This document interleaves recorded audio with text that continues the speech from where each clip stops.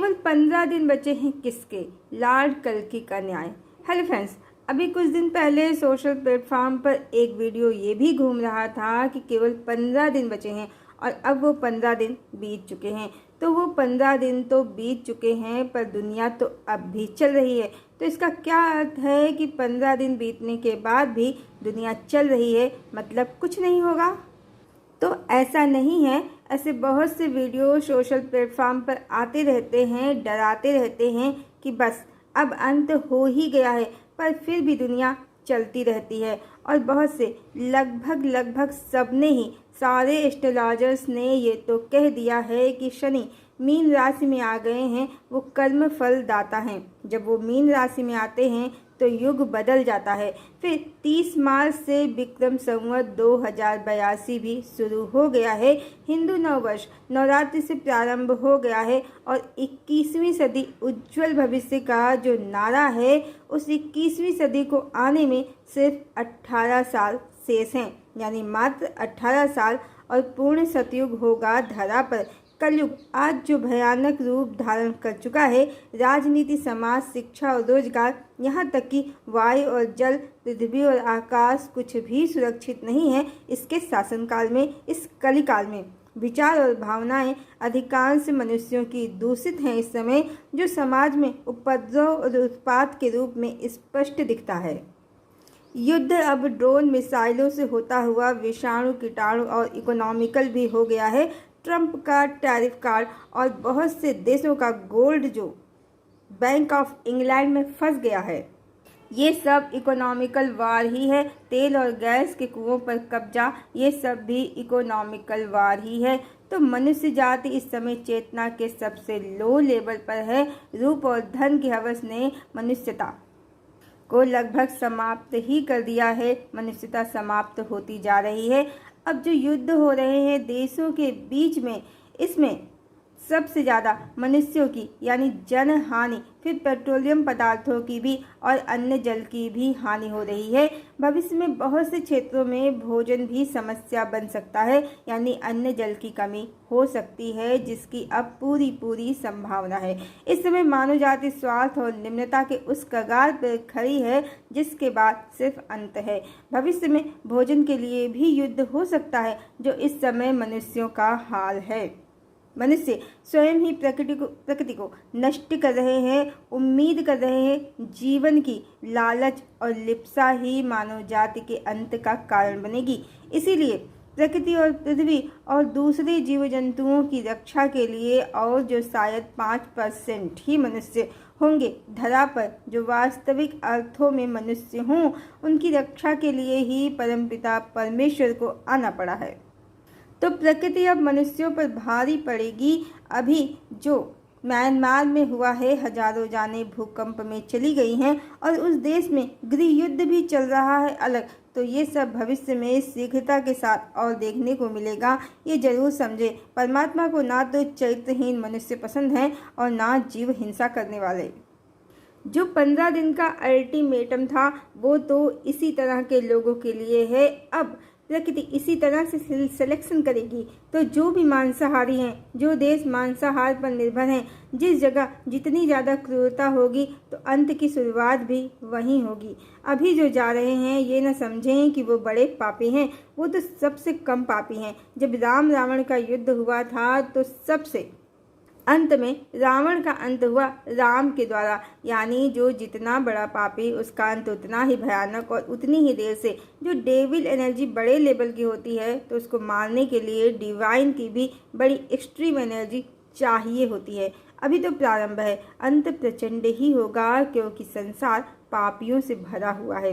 यदि मनुष्य अपना सत्य जो आज है उसे सुधार ले और सन्मार्ग पर चलना प्रारंभ कर दें तो बहुत संभव है विनाश भी थम जाए, पर ऐसा होगा नहीं, क्योंकि मनुष्यों की चेतना बहुत ही निम्न स्तर पर है। ज्ञान, प्रेम और करुणा की बातें और प्रेम सौहार्द की बातें अब उनके मन मस्तिष्क में समाती ही नहीं है। प्रेम, सौहार्द और शांति उनको पसंद ही नहीं है। लड़ना, लड़ाना, मरना, मारना आज की डेट में यही मनुष्यों का स्वभाव हो गया है, या कह सकते हैं इन पर काम और क्रोध हावी हो गया है। कलिकाल के मनुष्य या तो काम सुख में डूबे रहते हैं और यदि काम सुख नहीं मिलता तो क्रोध की अग्नि में वो जलते रहते हैं। चेतना लुप्त ही हो गई है, इसीलिए विकार मनुष्यों पर हावी हो गए हैं। ऐसे में 15 दिन का जो समय था, चेतावनी थी, वो कोई मनुष्यों में कौतूहल क्रिएट करने के लिए नहीं होनी चाहिए थी कि बस 15 दिन बचे हैं, खूब खा लो पी लो और मौज मना लो, कोई पाप कर्म बाकी रह गया हो तो वो भी कर लो, क्योंकि 15 दिन बाद दुनिया समाप्त हो जाएगी, सब खत्म खलास।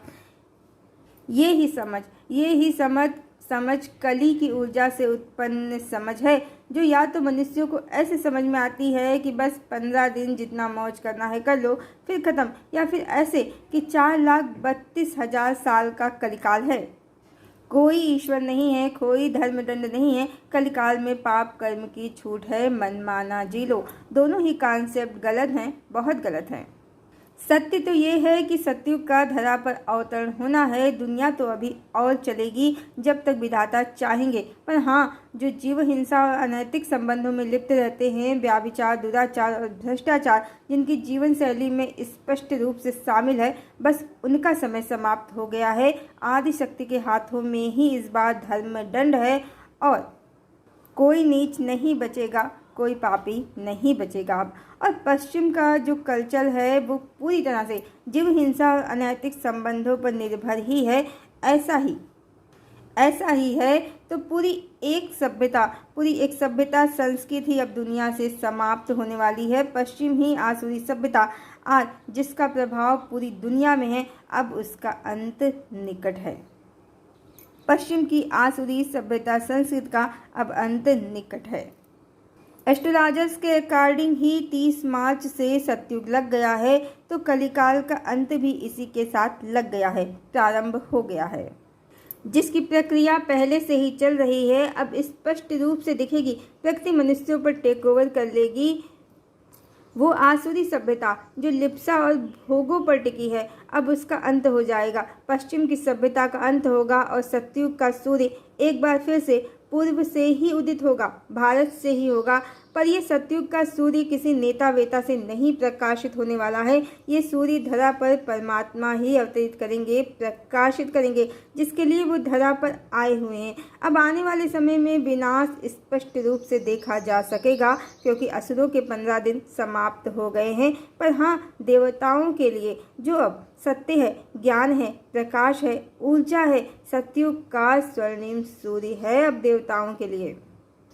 देवताओं के लिए नई धरा है, नया जमाना है, नया संसार है, जिसके लिए ही गायत्री के प्रणेता पंडित श्री राम शर्मा आचार्य जी ने, पूज्य गुरुदेव जी ने जय घोष किया है।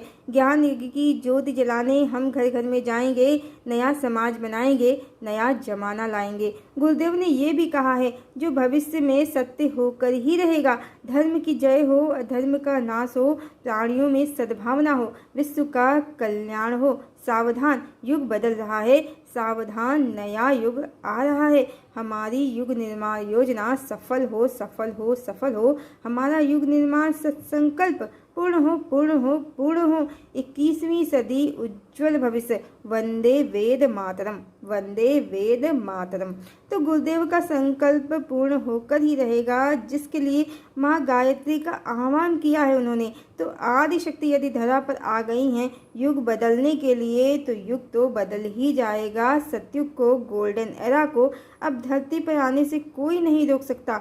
कलिकाल का, शुक्राचार्य का, असुरों का, डेविल एनर्जीज का समय समाप्त है। अब सदात्माओं का, देवात्माओं का समय प्रारंभ है। हरिओम।